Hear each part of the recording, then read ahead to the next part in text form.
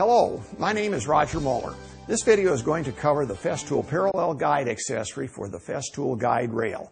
With this accessory, you can cut repeated, and I say again, repeated parallel cuts at the same width with ease and accuracy and safety.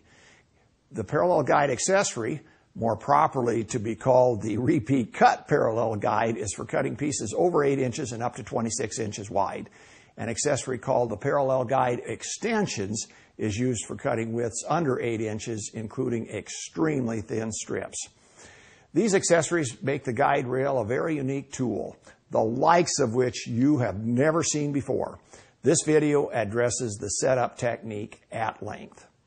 We're here today to demonstrate the use of Festool Parallel Guides, just getting them set up and what they can do for you and whatnot. Parallel Guides consist of two components. On this rail, I have one set of the Parallel Guides, and then the extensions for them are located here, the ones that have the yoke. Basically, to differentiate the two, if you're cutting pieces over 8 inches wide, where you're going to index off the back side here on this side of the rail, cut over here, you use just the parallel guides by themselves. If you're cutting pieces under 8 inches, you need to attach the yokes with the parallel extension guides. All this consists of are two guides attached to the rail. They have metric measurements on them.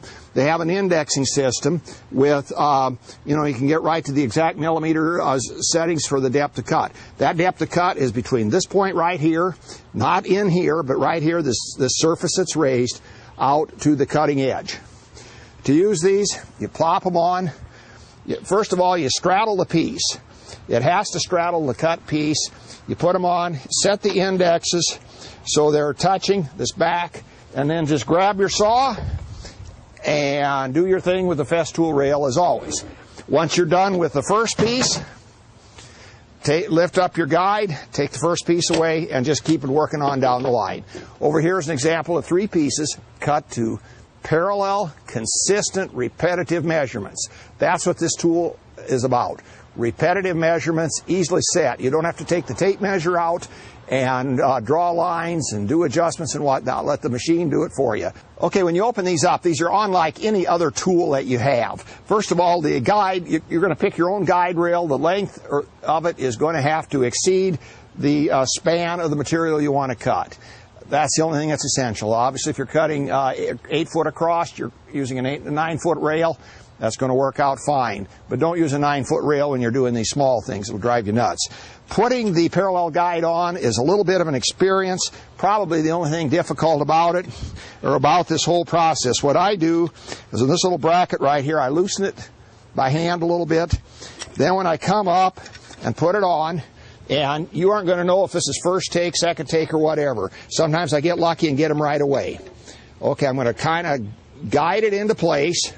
I'm going to lift up on the bottom with one hand and take this other hand and sort of push that thing in there.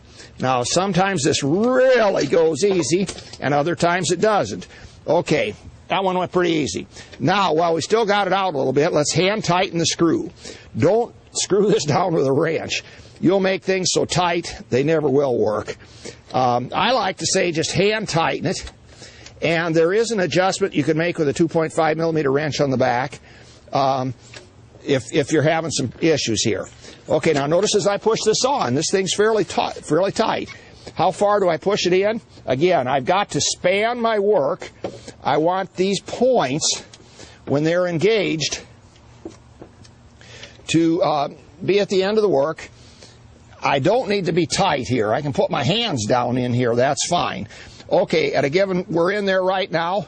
We take and adjust the cams on the back, tighten them up. There's a flip lever back there.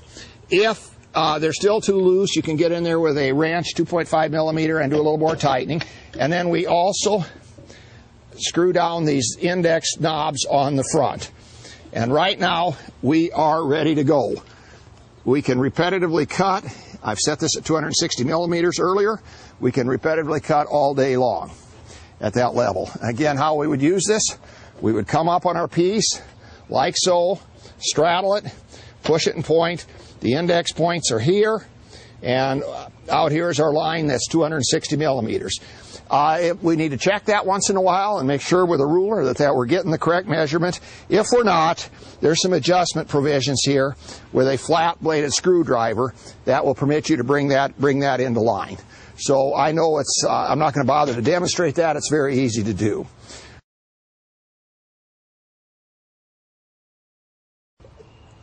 We've got the crosshairs at 300 millimeters. We can double check with a combination square if we want to do that. Now let's say we wanted to get even more precise. We wanted the same measurement day after day, week to week. We could make ourselves some sort of a story stick that would work off the back end of this and allow us to set it, go from this point to here, just bump up against it or whatever. These screws right here do absolutely nothing. There's no need to have to try to square this thing from this standpoint. The only adjustment we make is to make sure that our cuts are indeed what they're supposed to be once we've done them, or we put a pencil mark on. Take some scrap stock, cut it off at 300 millimeters, or set it at 300 on each side. And if one side's 301, make an adjustment. You do that here with this flat-bladed screwdriver. We're going to take the parallel guide off and then put it back on. Unscrew this pressure mechanism, unlock the cam, and wiggle the thing off. Remember, tolerances are tight. There's a lot of things having friction here. Now, let's work at putting it back on. And do not do this when you're under stress. Take your time and learn how to do it when you're comfortable, because it can be very frustrating. Put the back guide on. I like to do this face up. Remember I said maybe loosen this nut here a little bit. Bring the thing kind of together, dance it together, and get this started. Now's the time to get that nut sort of tightened. Okay, now we bring it in some more, and if we look on the back side, we should be feeling everything starting to tighten up. If we look on the back side, when the cam is up, there is a place here for a wrench to put adjustment on if this still isn't working out quite right. Now you notice here I'm getting pretty good tension there. Let's get this all the way on and see if that remains the case. I don't know why it shouldn't. Okay, that's good tension and it's staying down. Let's take the other one and put it on and see if we get the same issue. If it works just equally as well, or if we get a little frustration. Again, do not do this when you're under pressure the first few times.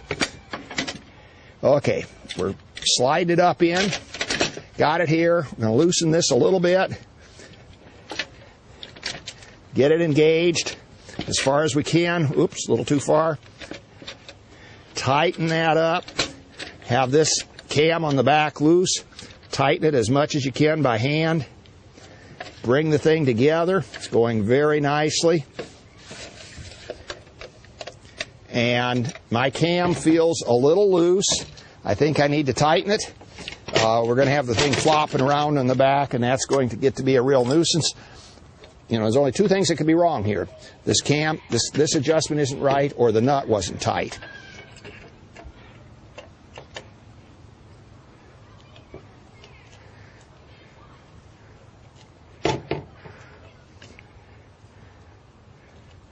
There, that was about 3/4 of a turn. Now it's pretty much staying in place.